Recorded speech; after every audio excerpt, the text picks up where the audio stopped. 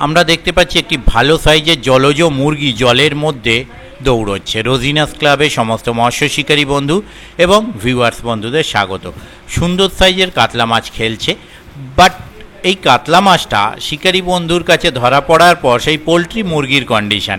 Poultry মুরগি যেমন একটা খাঁচায় বন্দি বা ঘরে বন্দি, যখন ইচ্ছা গেল ধরে কেটে খেয়ে ফেললো, এরকম ব্যাপার এই মাছটাও কিন্তু ধরা পড়লো মানে নেটে বন্দি হয়ে গেল, সন্ধেবেলা হলো কেটে কুটে খেয়ে ফেলবে। তো সেই পোলট্রি মুরগির কন্ডিশন। আজকে এই পুকুরে আমার বা কোনো পুকুরেই যাওয়ার কথা ছিল না, আমি বেরিয়েছিলাম তারকেশ্বর যাবার জন্য। একটু আগে বেরিয়েছিলাম, হাঁটতে 20-25 মিনিট সময় ছিল। তো যাবার পথে নসিবপুরে আমি একবার ঢুকলাম, ঢুকে আমি দুটো পার ঘুরতে পেরেছি, একটা পার ঘুরতে পারিনি। এটি হচ্ছে পূর্ব পার, মোস্ট অলি এটি সিট নাম্বার হচ্ছে 17। পূর্ব পারে যে কটি সিট ছিল সবাই কিন্তু মাছ পেয়েছিল, তার মধ্যে 3টি পাল্লার মাছ ছিল এবং 2-2.5 এই ধরনের মাছ ছিল, অন্যান্য মাছ ছিল। যেমন মোস্ট অলি 18 নাম্বার সিট, ওনারা একটি পাল্লার মাছ ছিল। 17 নাম্বার সিট পাল্লার মাছ ছিল। তারপরে ওদিকে 14 নাম্বার সিট পাল্লার মাছ ছিল, মোস্ট অলি 14 ওই ওদিকখানে যেটা দেখা যাচ্ছে। তার পাশে 12 নাম্বার সিট মাছ বড় সেইভাবে পায়নি, তবে টুকিটাকি মাছ পেয়েছিল, তার কারণ ওরা দড়ির গোড়ায় টোপ নিয়ে যেতে পারছিলেন না। আগের দিন আমরা দেখেছি গোপালদা দড়ির গোড়া থেকেই বড় মাছগুলো ধরছিলেন। এই পারে সবাই মাছ পেয়েছিলেন এবং মাছের সাইজ ছিল বেশ ভালো যারা পেয়েছিলেন। ফটকা কিছু ছোট কাতলা থাকলেও থাকতে পারে, বাট ম্যাক্সিমামটাই ভালো সাইজের মাছ। আমি পাশাপাশি 2-3টে সিটের নেট দেখাবো। আর উত্তর পাড়ে 2টি সিট সকাল থেকে ছিল, তারা সেইভাবে সেরকম কিছু পায়নি, উত্তর পাড়টা একটু ডাউন যাচ্ছিল। আর একটি সিট উত্তর পাড়ে অন্য পুকুর থেকে এসে বসেছিল। পশ্চিম পাড়ে আমি যেতে পারিনি, তার কারণ সময় ততটা আমার হাতে ছিল না। পশ্চিম পাড়ে আমি গোটা 3-4টে মাছ আমি তুলতে দেখেছি, তবে পশ্চিম পাড়ে সকলের নেট জল থেকে জলে ভেজানো ছিল। কে কতটা পেয়েছে জানি না। এপারের মতো যদি সুন্দর রিপোর্ট হয় অবশ্যই ভালো, তবে এপারের রিপোর্ট, আমি পূর্ব পাড়ে ঢুকেছিলাম, পূর্ব পাড়ে রিপোর্ট ছিল বেশ ভালো। আর উত্তর পাড়ে 2টি সিট খুব একটা ভালো সেরকম রিপোর্ট যে ছিল তা কিন্তু নয়। আর আগামী দিনে পুকুরটি কিছুদিনের জন্য মানে কয়েকদিনের জন্য বন্ধ রাখা হচ্ছে, তার কারণ আগের ভিডিওতেই আমি বলেছিলাম যে মাছে একটু সমস্যা দেখা দিয়েছে, যে কারণে একটু ট্রিটমেন্ট করার প্রয়োজন। এছাড়া ট্রিটমেন্ট করা হবে, প্লাস নতুন করে মাছ ছেড়ে কয়েকদিন পরে আবার পাস দেওয়া হবে। সেই তথ্য কবে কি পাস শুরু হবে বা কী বৃত্তান্ত থাকছে আমি আপনাদের সঙ্গে শেয়ার করে দেব সেই তথ্য অন্য কোনো ভিডিওর মাধ্যমে। আর এখানে ওনাদের কন্ট্যাক্ট নাম্বার আমি স্ক্রিনে ডিসপ্লে করেছিলাম, যারা কন্ট্যাক্ট করতে ইচ্ছুক তারা ওই কন্ট্যাক্ট নাম্বারের মাধ্যমে কন্ট্যাক্ট করে নেবেন। তবে ওনাদের যে কন্ট্যাক্ট করার নির্দিষ্ট টাইম আছে সেই টাইমের মধ্যে কন্ট্যাক্ট করবেন, তার বাইরে নয়। আশা রাখবো এই শেষ দিনেও যেমন সুন্দর রিপোর্ট দেখে এসেছি, আগামী দিনেও যেন এরকম সুন্দর রিপোর্ট হয়ে থাকে।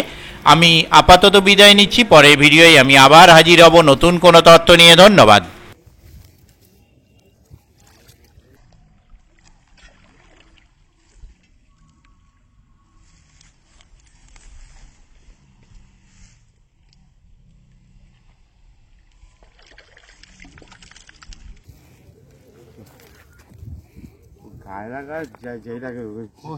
সলিড লেগেছে।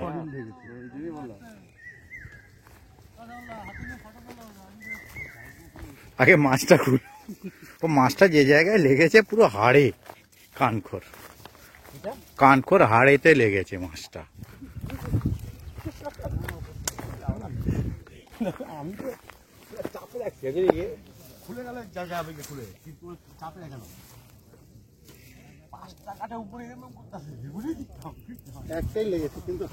হাড়ে লেগেছে, সলিড জায়গায় লেগে গেছে।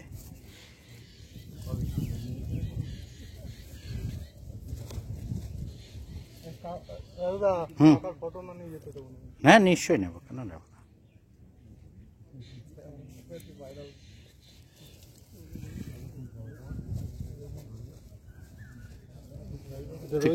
ঠিক টাইমে এসেছি, তার মানে ঠিক টাইম। হ্যাঁ আমার নিজের ভিডিও নেই। হ্যাঁ 2টো না একটা।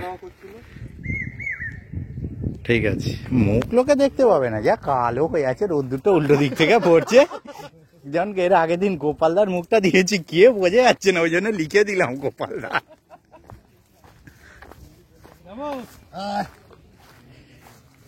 বাহ, এই সাইজ আর দুটো, এটা বড় হয়েছে এর থেকে। সকালে একটা বাউনা কাতল। সেই দেখছি।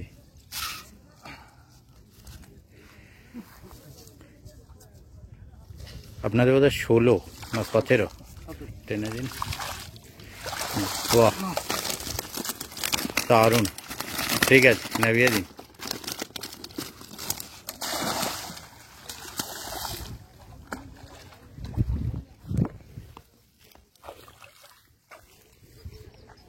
আপনাদের খবর কি হয়েছে? ওই জাল। ও রেকর্ডটাই অন করিনি, তখন স্টপ করলাম। ওরে